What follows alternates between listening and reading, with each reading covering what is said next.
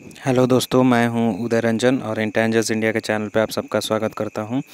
तो आज हम लोग थोड़ा आलोक इंडस्ट्रीज़ लिमिटेड के बारे में देखेंगे। यहाँ पे आपको दिख रहा होगा आलोक इंडस्ट्रीज़ लिमिटेड का चार्ट लगा हुआ है। ये यहाँ से हमारा डिस्ट्रीब्यूशन हुआ था, फिर से ये एक्यूमुलेशन फेज़ में और ये पार्टिसिपेशन फेज़ में जा रहा है। तो यहाँ पे बहुत ही आपको इम्पॉर्टेंट चीज़ बताने वाला हूँ, जो कि टेक्निकल एनालिसिस का मतलब कि एकदम ही हार्ट माना जाता है। मतलब कि यहाँ से अगर आप ये सभी चीज़ें अगर आप सीख जाते हैं तो बढ़िया से आप किसी भी स्टॉक को आप एनालिसिस कर सकते हैं। किसी भी स्टॉक का आप निफ्टी का एनालिसिस कर सकते हैं, बैंक निफ्टी का एनालिसिस कर सकते हैं। तो देखिए यहाँ से मैं आपको बताने वाला हूँ कि कैसे किसी भी स्टॉक पे आपको देखना है कि कितना पैसा, मतलब कि कितना पैसा आपका इनफ्लो हो रहा है या फिर आउटफ्लो हो रहा है।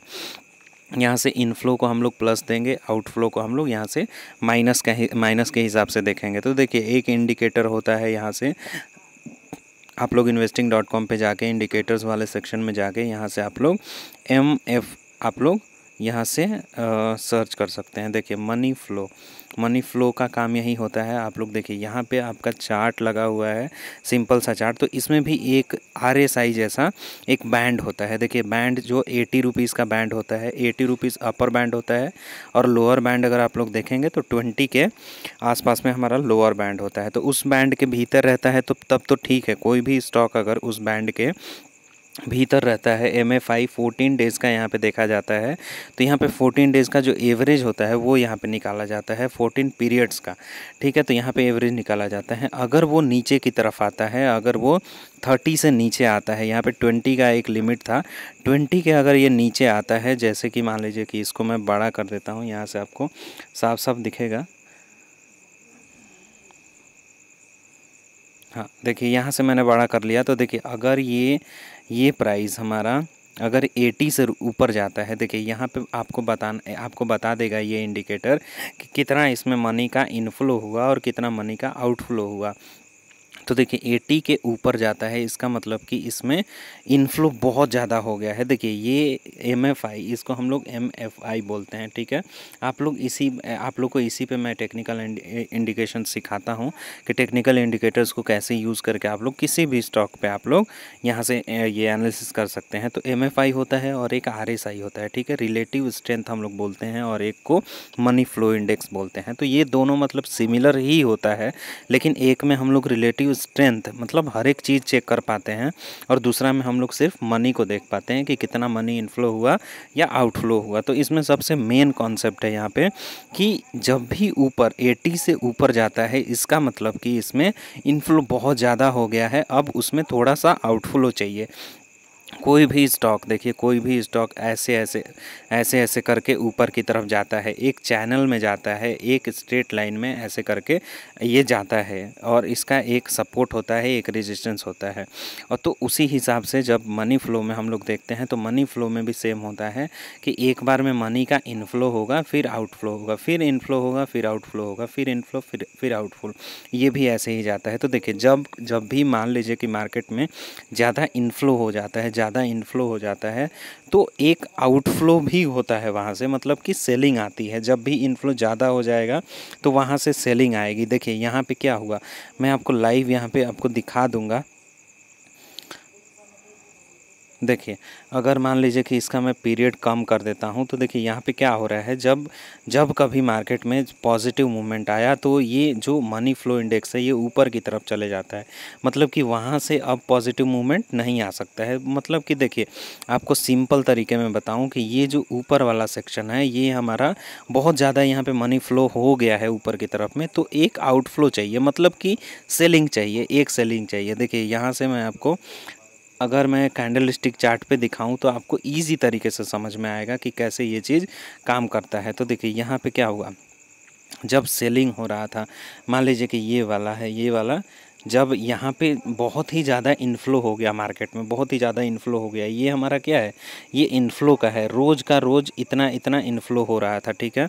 तो यहाँ पे अगर रोज़ का रोज़ इन्फ्लो हो गया तो एक आउटफ्लो यहाँ पे चाहिए, ठीक है। तो एक आउटफ्लो जब हुआ तो मार्केट नेगेटिव आया, मार्केट नेगेटिव आया तो इनफ्लो नीचे की तरफ में हो गया।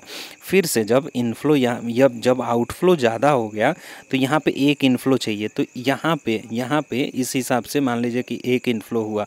तो ठीक है, ये वाला जो हम लोग पोर्शन देख रहे हैं यहाँ पे देखिए, जब हमारा इनफ्लो यहाँ पे ज़्यादा हो गया तो एक आउटफ्लो चाहिए, तो एक आउटफ्लो चाहिए तो ये वाला जो नेगेटिव हुआ मार्केट, ये वाला हमारा आउटफ्लो हुआ। तो इसका चार्ट ऐसे बन गया नीचे की तरफ में। उसके बाद फिर ये नीचे की तरफ में रहा तो फिर एक हमें इनफ्लो चाहिए। ठीक है, यहाँ पे देखिए ग्रीन वाला जो कैंडल है यहाँ पे पैसा डाला गया इसमें, मतलब कि इनफ्लो हुआ। ये वाला हमारा जो है ये इनफ्लो बता रहा है। फिर से यहाँ पे थोड़ा सा आउटफ्लो हुआ और ऐसे ही देखते जाइए।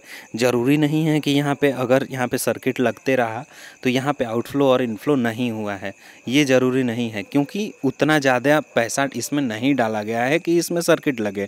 देखिए, जब एक लिमिट के हिसाब से जब मार्केट में पैसा डाला जाता है तो वो सर्किट कहलाता है। अगर सर्किट से कम पैसा डाला गया तो वहाँ पे अपर सर्किट नहीं लगेगा या फिर लोअर सर्किट नहीं लगेगा। तो उसी हिसाब से ये हुआ।